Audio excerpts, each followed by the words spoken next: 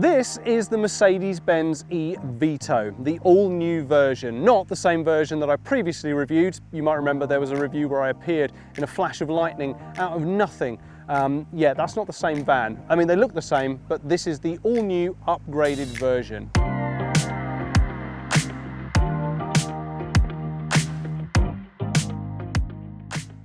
Now, the Mercedes-Benz eVito, was Mercedes-Benz's first 100% electric van on the UK marketplace, but it very quickly fell behind its competitors in the range and payload arenas, and I'm talking specifically and mainly about the Stellantis electric vans. Now look, there's always been a marketplace for people who want to drive premium vans, and we're all going to have to switch to electric soon anyway, so that means that there's going to be a slowly growing marketplace for people who want to drive premium electric vans. So let's judge the Mercedes-Benz eVito, the new version, through that lens, shall we? So let's start this review by telling you about the biggest improvement that has been made. This latest version of the eVito has a bigger battery, providing 162 miles of range, a massive improvement on the disappointing 92 miles that was offered by the first version we reviewed. So that's something. And the 85 kilowatt electric motor, which offers the same output of around 115 horsepower, now offers up an impressive torque rating and means that the van still manages to feel fast like other electric vans. The ability to fast charge has also been added, and using a rapid charger will get you 80% back in around 35 minutes, which is great. But, and this is a big but, the increased battery size means that the payload has had to decrease. And if you carry your full payload, then the range is going to go down anyway, which is the first two of a few compromises you're going to have to make if you decide to choose the eVito as your next or first electric van. Now look, there are some nice additions, the new premium trim level and the safety equipment, to name but a couple of things, but we're going to get to those. Before we do that though, let's soak in how the van looks. The Vito is already a pretty nice looking van, and the green tab on the edge of the reg plate just adds a modern touch to its visuals. The big 3-spoke badge never fails to impress, and the sweeping lines, cuts and details on the exterior panels make it seem, you know, pretty aerodynamic. The wheels have always seemed a little small to me, the Vito's body always looking bigger through some strange optical illusion, but I can't knock how the van seems to effortlessly transition from that Mercedes-Benz trademark swooping bonnet at the front to a nicely rounded business end at the back. So, if on the outside it's raining looks, what's it raining on the inside?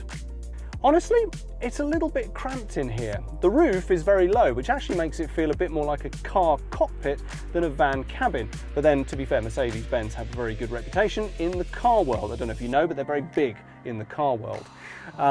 Actually though, I have to say, the low roof makes it feel quite cozy in here, and I do think there are going to be some van drivers that will really like that. There are also some quite big improvements on the new eVito from the previous version of the eVito, especially here, right here in the center of the dashboard. This 7-inch touchscreen infotainment system is a big upgrade on what was there before. It has all the apps and integrations that you'd expect, including Android Auto and Apple CarPlay. But, and this is a big but, the weird controls are still here. Number one, the drive selector stalk is on the side of the steering wheel you'd expect to find wiper controls. Number two, the wiper controls are on the end of the indicator stalk. Number three, the key slot for this fob thing is on the left side of the steering wheel. And number four, the handbrake is released using this handle here and applied by this foot pedal here. Now look, I guarantee you, if you start getting used to these controls, you're going to find them easy to use, but there is a learning curve. You just have to know that there is going to be a slight learning curve. Other than that though, storage is ample. You're going to find places to put things. You know, there's even cup holders. They're all present and correct as well. Although I can't actually fit my water bottle in the ones at the top here. However, it does fit very nicely into the ones in the door.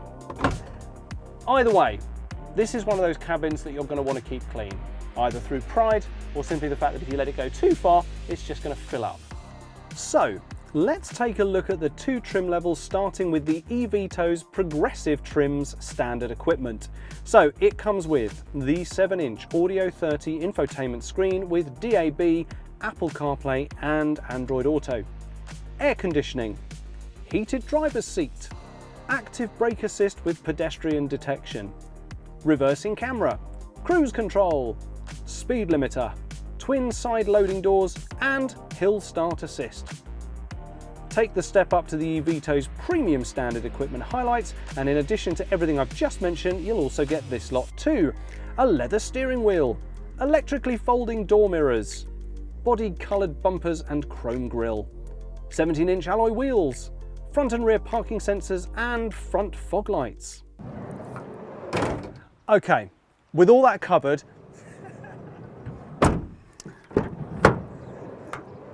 let's talk practicality. Let's talk about practicality, because a van of any size is going to live and die right here in the load space.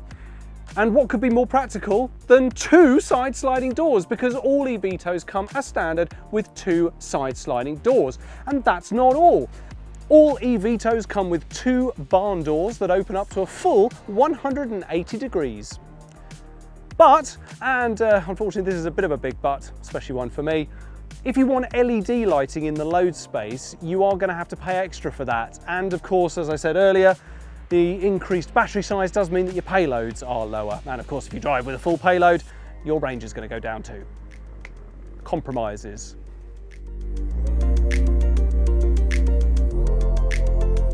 So, the eVito L2 long panel van can carry a maximum payload of 882 kilograms if you choose the entry-level progressive trim spec. That drops to 824 kilograms if you take the L2 with the extra equipment added at the premium trim level. The eVito L3 extra long panel van, meanwhile, can only be found at the progressive trim level and can carry a maximum payload of 847 kilograms. But when you consider the other vans on the marketplace right now, other electric vans on the marketplace can carry over 1,000 kilograms in weight, it does mean that the eVito comes up slightly short.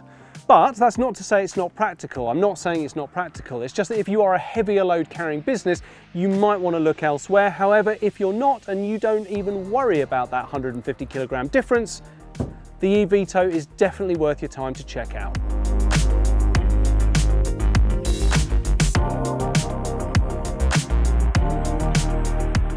So, how do we finish this one? Well, I'm a bit torn, so I guess I'll start by saying congratulations to Mercedes-Benz for spotting the problems that were very prevalent in the original eVito and fixing them in the new version of the eVito. On the other hand though, the increased range, which is great, comes at the expense of decreased payload because of the bigger battery pack that the vehicle has to stash somewhere in the body.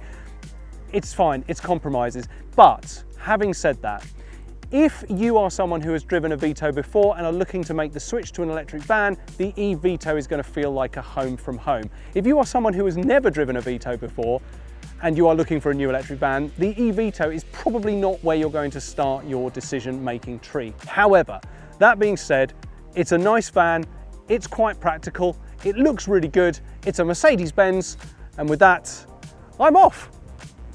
So I'm going to go this way. Yep.